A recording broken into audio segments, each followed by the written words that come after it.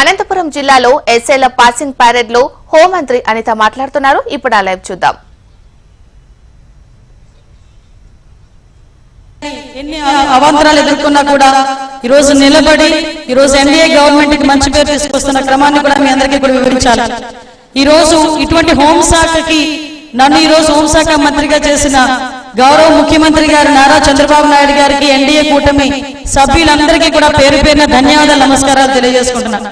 ఎందుకంటే ఒక హోమ్ మినిస్టర్గా ఇటువంటి ఒక మంచి పరేడ్ లో నుంచోవాలంటే నిజంగా అదృష్టం ఉండాలి, అర్హత ఉండాలి, అన్నిటికీ మించి ప్రజల దీవెనలు ఉండాలి. ఈ రోజు అదే దీవెనలతో గౌరవ చంద్రబాబు నాయుడు గారి ఆశీర్వాదంతో ఎన్డీఏ కూటమి ఆధ్వర్యంలో ఈ రోజు ఒక మంచి కార్యక్రమానికి ఇక్కడికి వచ్చే ఒక అవకాశం కలిగజేసినందుకు ప్రత్యేకంగా ముఖ్యమంత్రి చంద్రబాబు నాయుడు గారికి, అదేవిధంగా ఎన్డీఏ కూటమి అందరికీ, మరి ముఖ్యంగా నన్ను గెలిపించి పంపించిన నా పాయకరావుపేట నియోజకవర్గ ప్రజలకి కూడా ఈ వేదిక సాక్షిగా ధన్యవాదాలు నమస్కారాలు తెలియజేసుకుంటున్నాను. ఈ రోజు ఈ కార్యక్రమానికి సుమారుగా 394 మంది సబ్ ఇన్స్పెక్టర్స్ ఈ రోజు బయటికి రావడం నిజంగా ఒక అరుదైన అవకాశం. పోలీస్ డిపార్ట్మెంట్ అంటేనే మీ అందరికీ కూడా ఒక ట్రైనింగ్ ని కంప్లీట్ గా పూర్తి చేసుకుని ఈరోజు పాసింగ్ అవుట్ పరేడ్ లో మీరందరూ కూడా ఇలా నుంచున్నారంటే మీకు ఎంత గర్వంగా ఉందో తెలియదు, కానీ మిమ్మల్ని ఇలా చూస్తున్న మీ కుటుంబ సభ్యులు మాత్రం నిజంగా గుండె ఉప్పొంగిపోతుంది. నేను ఇందాక వెళ్ళేటప్పుడు చూసా ప్రతి ఒక్కరి మొహంలోనే ఒక రకమైన ఆనందం. ఏదో నా కొడుకు సాధించాడు, నా అన్న సాధించాడు, నా తమ్ముడు సాధించాడు. ఈ రోజు ఒక ప్యాషనేట్ గా ఉన్న పోలీస్ డిపార్ట్మెంట్ లోకి నా కుటుంబం ఈ రోజు చేరింది అని ఒక ఎంతో గర్వంగా ఈ రోజు ఈ కుటుంబ సభ్యులందరూ కూడా ఈ రోజు మీ అందరి గురించి వేచి చూస్తున్నారు. ఆ కుటుంబ సభ్యులందరికీ కూడా పేరు పేరున ధన్యవాదాలు నమస్కారాలు తెలియజేసుకుంటున్నాను.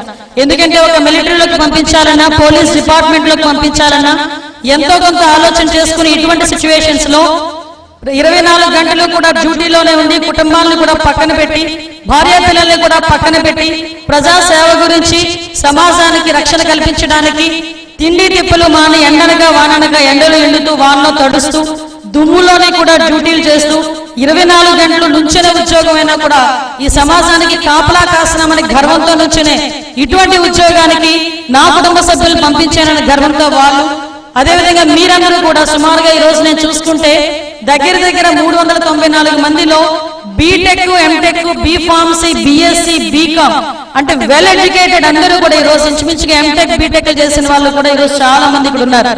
మీరందరూ కూడా ఎంటెక్లు చేసుకున్న వాళ్ళు ఏ సాఫ్ట్వేర్ ఉద్యోగాల్లోకో లేకపోతే ఏ టెక్నికల్ సైడ్ వెళ్ళొచ్చు, లక్షల కొద్ది జీతాలు వస్తాయి.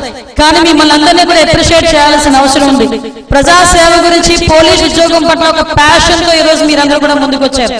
ఇందాకే డీసీపీ గారితో నేను ఆ మాట అంటే, కొంతమంది ప్యాషన్ తో వస్తారండి, కొంతమంది వచ్చిన తర్వాత ప్యాషనేట్ గా తయారవుతారు. వన్స్ ఆ కాకి చొక్కా ఒంటి మీద పడేసరికి ఆ గర్వంగా ఉండి ఆ ప్యాషనేట్ జాబ్ చేయడానికి వాళ్ళు చాలా ముందుకు వస్తారని నేను చెప్పినప్పుడు నిజమే కదా అనిపించింది. ఈ ఒక పోలీస్ ఉద్యోగంలోకి రావాలంటే ముందు త్యాగం చేయాలి. ఈ రోజు ఈ ఉద్యోగంలోకి రావడానికి మీరెంత కష్టపడి చదువుంటారు, కష్టపడి చదవడమే కాదు ఎన్నో త్యాగాలు చేస్తుంటారు, చిన్న చిన్న సర్వాలను కూడా పక్కన పెట్టుంటారు.